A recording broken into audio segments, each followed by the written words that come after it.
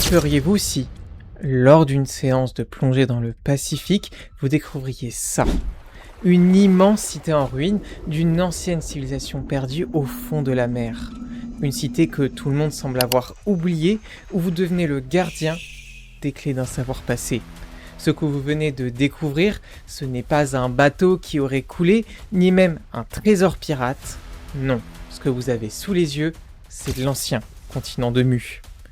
Le continent de Mu est une ancienne terre mythique, censée avoir été engloutie il y a des milliers d'années. Selon la légende, cette civilisation est si avancée que leur technologie dépasserait celle du XXe siècle. Ce serait eux le berceau de l'humanité, la fondation de toutes les civilisations qui nous ont précédés et qui précéderont. Les Muins, nom que l'on donne à ses habitants, auraient un mode de vie principalement éthérique, à savoir qu'ils reposent sur leur connexion à la nature, le lien spirituel avec la matière et les ondes. Le lien spirituel est cette explication de pourquoi ils n'ont laissé aucune trace tangible dans notre histoire. Ils peuvent communiquer par fréquence, en percevant directement l'environnement de manière élargie, pour reprendre les mots de Gabriel Soka. Ce faisant, ils n'auraient pas eu besoin de s'inscrire dans la matérialité. La matière ne serait même qu'un outil. Leur but serait alors d'agir comme des gardiens d'une fréquence stable qui bénéficierait à toute l'humanité. Vivant en harmonie avec les éléments naturels, le peuple aurait servi de catalyseur afin de garantir l'équilibre des choses. Ainsi, cette civilisation aurait vécu comme guidée par des fréquences énergétiques induites de leur environnement, comme des temples, l'un des rares exemples qu'ils avaient avec la matière. Ces temples seraient comme des structures d'alignement avec le réseau énergétique planétaire. Leur modèle politique serait quant à lui basé sur une écoute collective, où les plus sages ont l'ascendant et où la mémoire collective serait transmise par ces mêmes ondes. Encore un facteur qui tente d'expliquer pourquoi les Muins ont disparu sans laisser aucune trace. C'est pourquoi de nombreux chercheurs ésotériques rapprochent ce peuple au divin. Ceci est la base du mythe de Mu. C'est Charles-Étienne Brasseur de Beaubourg qui l'évoque pour la première fois en 1867. Ce prêtre est connu pour sa traduction du codex maya Tro Cortesianus. Selon ses dires, sa traduction l'aurait conduit à prouver l'existence d'un continent englouti dont aucun de ses contemporains n'aurait entendu parler. Évidemment, a posteriori, les chercheurs ont réussi à prouver que sa traduction est fausse, et même que la première traduction maya crédible sera faite 100 ans plus tard par Yuri Krosnovo, un linguiste russe. Malgré ça, le processus est lancé. Le continent de Mu fascine les lettrés, et notamment un certain Augustus le Plongeon. Ce dernier va reprendre les recherches de son prédécesseur et prouver que les Égyptiens sont les descendants des Mayas, qui descendraient eux-mêmes d'une ancienne civilisation disparue sous les flots il y a 11 500 ans dans l'Atlantique. L'Atlantique serait alors le cœur du problème, mais rappelez-vous l'introduction. Nous parlions de plonger dans l'océan Pacifique. Car oui, au départ, les partisans de la théorie penchaient pour un continent dans le Grand Bleu. Il faudra attendre les travaux de Masaki Kimura pour que le problème soit déplacé jusque dans le Pacifique, mais nous y reviendrons un peu plus tard. Il faut alors attendre 1926 et James Churchward pour que la théorie devienne célèbre et pénètre les sphères lettrées de la société. Et ce, grâce à sa publication « Le continent perdu de Mu ». Lui a une toute autre approche. Il va étudier les tablettes laissées par les Nacals, le nouveau surnom des habitants de Mu. Il affirme que le continent aurait été le jardin d'Éden maya, habité par plus de 64 millions d'individus. Aidé par un vieux prêtre d'Asie, il est le premier à affirmer l'avancée des Nacals et leur rôle de berceau de l'humanité. Mais il prolonge la théorie en démontrant que certes les Égyptiens sont les héritiers directs, mais aussi les Indiens, les Perses ou les Babyloniens. Ce qui le différencie des autres théoriciens, c'est que Churchward démontre que les grands monuments de notre monde, à l'image des pyramides, sont l'héritage des Muins. Une théorie alimentée par des pseudo-écrits de ces civilisations elles-mêmes. En effet, l'écrivain affirme que ces peuples héritiers auraient écrit sur leurs prédécesseurs, confirmant l'Apocalypse. Et c'est ainsi que, en s'appuyant sur ces pseudo-preuves, que Churchward va dessiner les premières cartes du continent de Mu. C'est par ce biais que le mythe se concrétise le plus, représentant un immense continent en plein cœur du Pacifique, des dimensions qui seraient par ailleurs surréalistes, allant de Hawaï jusqu'à Mongaya et des îles Mariannes aux îles de Pâques. En plus d'un gigantisme assumé, Churchward représente des routes migratoires selon lesquelles les habitants auraient pu fuir lors de la catastrophe. Ces routes longeaient le mythique tracé de l'Atlantide et seraient même la base des futures migrations qui mèneront aux différentes civilisations que notre histoire a retenues. Pour justifier tous ces tracés, notre écrivain s'appuie sur des pseudo-preuves scientifiques, selon lesquelles les sous-sols granitiques de Mu seraient alvéolés et remplis de chambres souterraines. Ces chambres contiendraient du gaz hautement explosif. Toujours selon lui, cette explosion va mener à l'effondrement du continent en, attendez-vous bien, une seule nuit. Pour conclure avec lui, on peut facilement affirmer que Churchward fait partie du mouvement dit de la théosophie, un courant de pensée qui repose sur l'idée selon laquelle toutes les religions n'en forment en réalité qu'une seule, que toute pensée divine se dirige vers une et unique entité supérieure. Ce mouvement prend ses marques en 1875 à New York, avant de s'étendre dans les hautes sphères de la société au début du XXe siècle. Ainsi, l'auteur anglais aurait utilisé l'argument théosophique comme base d'explication à la formation de ce continent disparu. Tout ce qu'il va laisser va provoquer une marque indélébile dans les consciences collectives, qui vont s'emparer de ses travaux de nombreuses manières, au travers de la musique, d'écrits romanesques ou bien même fantasmés, mais aussi par d'autres chercheurs qui tentent d'affirmer ses propos. Aujourd'hui encore, quelques rares scientifiques essayent de prouver l'existence de Mu. C'est le cas d'un certain Masaki Kimura. Cependant, son approche est bien plus terre-à-terre, presque scientifique, puisque ce dernier s'appuie sur des structures sous-marines à Yonaguni. Kimura est un géologue japonais né en 1940, diplômé de l'université de Tokyo, et il se focalise dans la géologie marine où il deviendra le pionnier au Japon. Et bien qu'il enseigne à l'université des Ryukyu à partir des années 1970, il est surtout connu pour ses recherches en eau profonde. En 1996, Kimura commence à étudier le monument de Yonaguni, une formation graisseuse sous-marine située à l'extrémité sud de l'île éponyme. La structure mesure près de 75 mètres de long pour 25 mètres de haut. Et c'est parce que ce monument semble si lisse et peu colonisé par la vie sous-marine que beaucoup estiment que la structure est d'origine anthropique.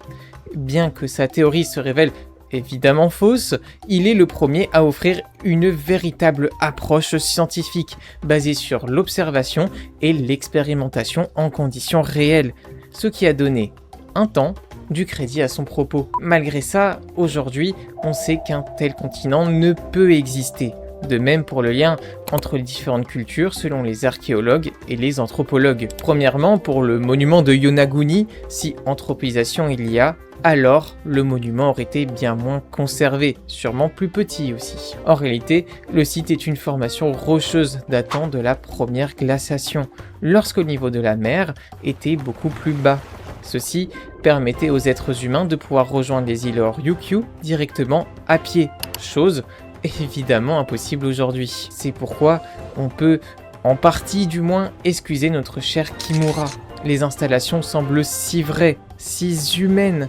De récentes études ont pu les photographier et découvrir que des structures qui reprennent la forme d'une tête humaine, d'autres de forme d'escalier, et les chercheurs ont même découvert une formation rocheuse laissant penser à une protoforme de route et de muret. C'est sûrement ça que Kimura a analysé comme la marque d'une migration d'une civilisation oubliée, alors qu'il en résulte d'un formidable hasard naturel. D'autant plus qu'il est certain que Mu ne peut avoir existé. Un territoire, qu'il soit actuellement habitable ou non, résulte des mouvements des plaques tectoniques. Or, le tracé de ces derniers millénaires n'évoque en aucun cas la présence d'une ancienne cité aujourd'hui émergée. Le laps de temps est également trop court pour que la théorie soit crédible. La densité des roches fait qu'un continent ne peut pas couler. La lithosphère, la surface terrestre, n'est pas uniforme, la croûte continentale, épaisse mais formée de roches légères, et la croûte océanique, plus fine mais plus dense, flotte, entre guillemets, sur le manteau terrestre, l'athénotosphère. Cette couche est encore plus dense. Pour cette raison, un continent fonctionne comme un bouchon de liège. Il flotte. Bien qu'il puisse s'éroder ou se réformer avec le temps, jamais il ne pourra s'enfoncer dans les eaux. D'autant plus que les technologies actuelles auraient permis une cartographie exacte de ce continent. Or, nous n'avons jamais rien trouvé de tel. Ainsi, la faiblesse de l'argumentation provient de sa propre structure.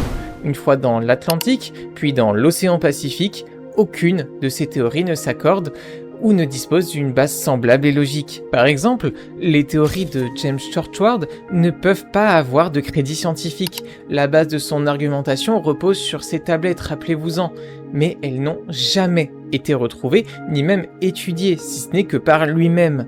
La communauté scientifique s'accorde à dire que Mu est une fantaisie commune. De ce fait, tout est pure fiction de la part d'un homme, vraisemblablement trop créatif. C'est pour cette raison que Mu est souvent confondu avec une autre théorie, celle du continent de Lémurie, un autre continent hypothétique qui possède beaucoup de caractéristiques communes. Lui aussi aurait été habité par une autre civilisation supérieure, également disparue à la suite d'un tremblement de terre. Les vestiges de l'île de Pâques et de l'Océanie seraient par ailleurs leur seule trace visible. Ces deux peuples se baseraient sur la spiritualité, bien que les habitants de Mu seraient davantage éthériques et contemplatifs, là où les Lémuries développeraient plus des structures physiques. Mais le mythe de Mu n'a pas servi à rien non plus. Il a nourri un imaginaire, a sûrement fait rêver des milliers d'enfants, de pensifs ou d'imaginatifs. Et si les théories, parfois complotistes, peuvent questionner quant à l'éthique pour conserver de telles idées, le continent de Mu a nourri énormément de productions. Mais soyons clairs, le mythe du continent de Mu demeure assez niche. Suffit de regarder sur YouTube pour s'en rendre compte, les vidéos le concernant sont peu nombreuses et souvent en anglais. Ça n'a pas empêché la pop culture de rapidement se le réapproprier. Dès les années 90, le jeu vidéo en tant que média se démocratise. Il est un modèle fertile à l'imagination et se réapproprie les codes des univers qu'il incarne. Beaucoup de studios de jeux utilisent l'histoire comme prétexte à la narration ou au gameplay. C'est notamment le cas des Assassin's Creed ou autres God of War. Mais la trilogie des Gaia, et en particulier son premier opus, va aller encore plus loin. Illusion of Gaia n'hésite pas à placer le joueur au cœur du mythe de Mu. La liberté accordée par le jeu vidéo permet de s'immerger dans un monde presque oublié et de l'expérimenter individuellement. Cette dernière notion est peut-être la plus importante. Comme nous l'avons dit, le mythe repose sur quasiment rien. Il est alors difficile d'imaginer que les développeurs puissent être à 100% fidèles.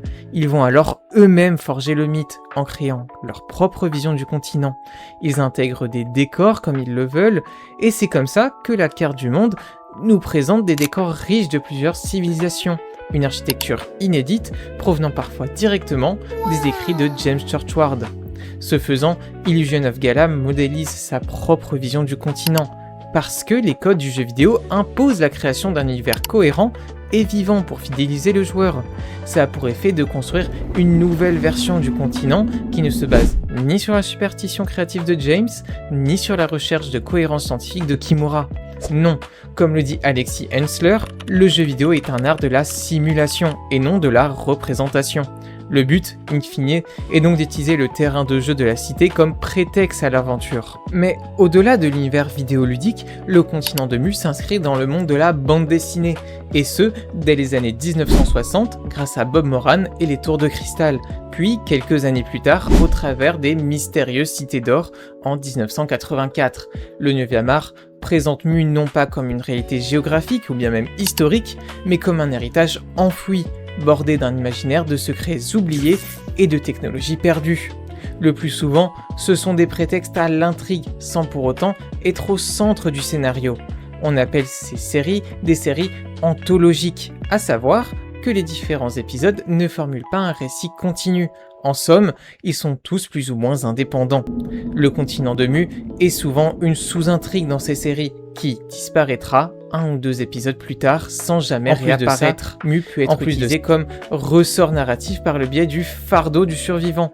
Rappelons-le, ces mythes sont utilisés comme héritage, et c'est ce qu'incarne Tao dans Les Mystérieuses Cités d'Or, ou Mu dans le personnage de Senseiya. Mais j'aimerais faire une aparté sur la portée du continent de Mu. Sans faire de la politique, les fables et mythes peuvent être porteurs de messages. La disparition d'un continent peut être perçue comme une mise en garde écologique, et la civilisation est alors la représentation d'une humanité utopique, et sa disparition sert à mettre en garde face au danger de la guerre, à la surconsommation des ressources naturelles, la disparition servant à prouver que l'équilibre naturel des choses n'est plus maintenu, que les folies des grandeurs humaines conduiront à notre propre perte, à la perte de l'espèce humaine. Autre aparté, mais Lovecraft s'inspire du mythe de Mu pour forger ses propres univers. C'est comme ça que, dans L'Homme de Pierre, le continent devient le foyer d'un culte voué à Ganta no Toa. Mais revenons à la culture, et notamment le dernier art que j'aimerais explorer, celui de la musique. L'histoire du continent n'est pas oubliée, au contraire, puisque dès les années 1960, les adeptes du jazz se souviendront que Mu est utilisé comme une représentation d'une envie, celle d'une retour aux sources. Les musiciens reprennent l'idée d'un berceau universel à l'humanité en tentant de retrouver la musique primordiale d'une culture et d'un continent perdu. Pour ce faire, ils vont essayer de mélanger les sonorités typiques du jazz avec des aspirations africaines ou bien même latines, à l'image du trompettiste américain Don Cherry en 1969.